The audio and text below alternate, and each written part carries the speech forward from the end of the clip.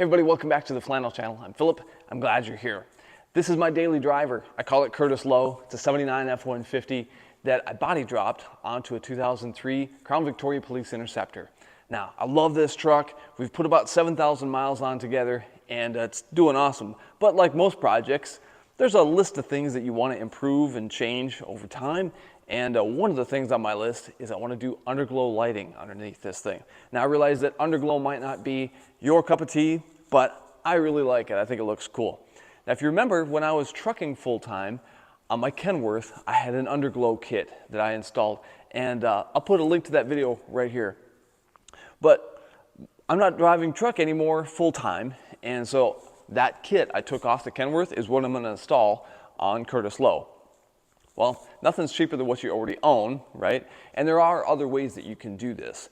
A lot of guys use rock lights or there's LED strips that you can buy online. But I'm going to do things my way, and I don't think it's going to take more than maybe a couple hours worth of time. And put it up underneath here. I'll show you kind of my reasoning, and I'll show you some of the parts that I'm going to use to do this on the cheap. So, why don't you come with me? Let's do this. Well, here's what I'm working with. They are trailer lights. Yeah, they're still filthy from when I took them off the semi. But, you know, they work awesome. They're sealed up, they're LED, and I had them wired so that they were in the turn signal or brake mode, so they were their brightest. I also have some watermelon lights. These are courtesy of my buddy, Bull. Thank you, Bull. He upgraded to glass lenses on his semi, so he gave me his plastic LED lenses. And so I haven't decided yet if I'm going to use these or not. They're obviously a different shape, probably a different brightness than trailer or semi-truck lights. Now, this is the harness that I had on there, and it is kind of a mess. I was proud of it at the time because I wired it in parallel, not series. And if you wire something in series, kind of a daisy chain, if one bulb goes out, then they all go out like your old Christmas lights. We're not going to do that. So I don't think I'm going to use this again, even though it would work just fine. I soldered every single connection, siliconed it, made it so that I wouldn't have any problems. But I have some fresh primary wiring right here. So we're going to probably use that. It's 16 gauge jacketed, and we'll start things fresh and new with that kit. But anyway, I'm going to give these things a bath because they are absolutely filthy, and check our plugs and our connections, make sure we don't have any corrosion and things like that. That's going to be a problem. And lift the truck up in the air. And I'm also going to give you a little bit of an idea of where I think I should place these lights. I have 10 of them, and then I have 6 of the watermelons. So yeah, let's put a plan together. So just using a piece of cardboard, let me show you what I kind of have in mind for where to place these lights. If we're looking at the underside of my truck, and let's say these are our 4 wheels, and I have 10 lights to work with, I'm thinking I'm going to put one in front of and behind each wheel. So that means 1, 2, 3, 4, 5, 6, 7, 8. Then it leaves 2 more. So then maybe I should put 2 midway there, but then that leaves nothing at my front or rear. And then if I have 6 of the watermelons, I could put 3 watermelons in the front, 3 watermelons in the back. I don't know. That's what I came up with, but let's lift this thing up in the air and see. I know I'm going to be having to drill some holes and things like that to make all this happen. So I don't know. Let's see if we need to modify that plan, but that's kind of what I had in my mind anyway. Well, after giving all the lights a bath, I just decided to hook everything up and see what works, and I don't know. So let's find out. Let's give it a power and a ground. Hey, they all work except one, and that's the one that's got a sketchy pin in it. So now I'm thinking it might be kind of tempting to reuse this harness. I don't know. Now I'm thinking that would save me a lot of time.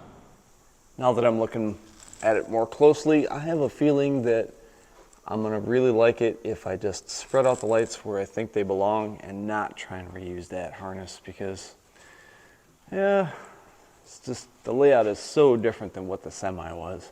The semi, I was just kind of making sure that each one of my lights was on the cross members in that open area. So yeah, I kind of like the idea of doing like 1, 2, 3 in my rockers on each side, and then 1 up in each corner, and then 1, 2, 3 along the rocker again here, 1 in each corner, and then I might spread out those watermelons in the centers. Yeah, I think that's gonna have the best results. All right, time to start drilling. Got the first couple mounted in the front, and I'm happy with that. I think that's gonna be pretty sweet. I'll save you guys the details on, drilling holes and hooking up lights. It's not rocket science, you guys know how to do that stuff, but I'm trying to get them spaced out so that they have the best effect at night. Hopefully, we'll see. So you can kind of start to see the pattern I think might work, but a lot of these I'm just using self-tappers and zip ties to hold them up because that's how non-committal I am to some of the placement on them. So yeah, we're gonna just try this and see if I want to move them around a little bit. But yeah, gotta love our Christmas lights. Strung. Now let's wire them up.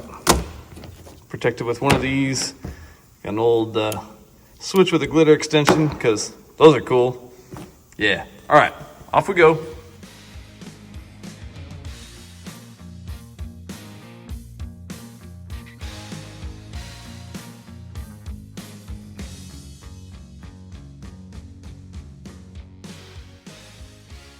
I'm going to give you the full tutorial on how to wire these things, but I'll show you how I do it.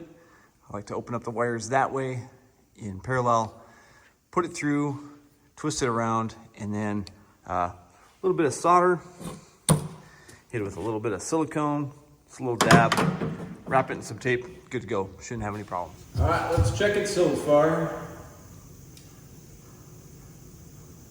All right, well, we're half done, keep going.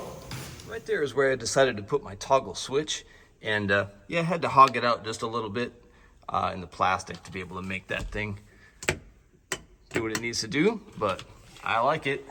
And got the wiring all finished up out here.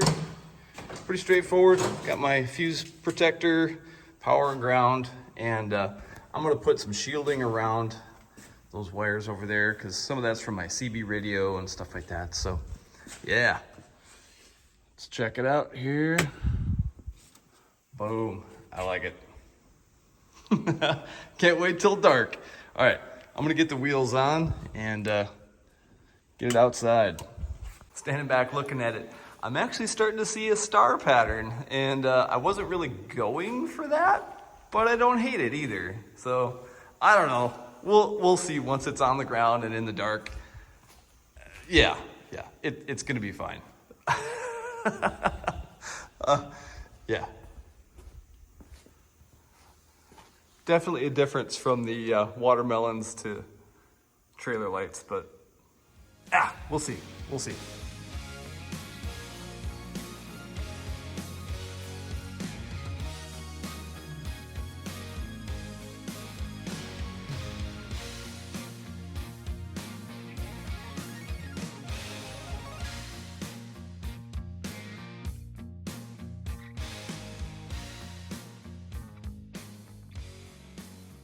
Boom, so there you have it. Now, you can't get the full effect until the sun goes all the way down, and I'll see if I can convince one of my sons to do some rolling shots with me so you guys can get an idea of what this thing actually looks like in the dark. But I'll probably have to bribe him with some ice cream or something. But anyway, thanks for coming along on this episode. If this is the kind of content you enjoy, well, awesome. I appreciate you guys coming along on Saturday with me. This is honestly the kind of stuff that I love to do on my own vehicles, and some people would maybe say it's a waste of 25 bucks and a waste of an afternoon, but I have fun doing it. So thanks for watching and coming along with me. I would also encourage you to check out the Peace and Grease podcast. That's what we're trying to get off the ground right now. We're still early, we're still young, we're figuring stuff out, but we're having a blast doing it. And so we're on Spotify and right here on YouTube. You can find me on Instagram. It's at flannel_Philip. And you can message me there. You can buy our merch at peaceandgreasecollective.com. And yeah, I couldn't do what I do without you guys. So thank you so much. I'll see you in the dark. Well, stick around. Video's not over. But you won't see me, you'll see the truck. You get it. You get it. All right, later.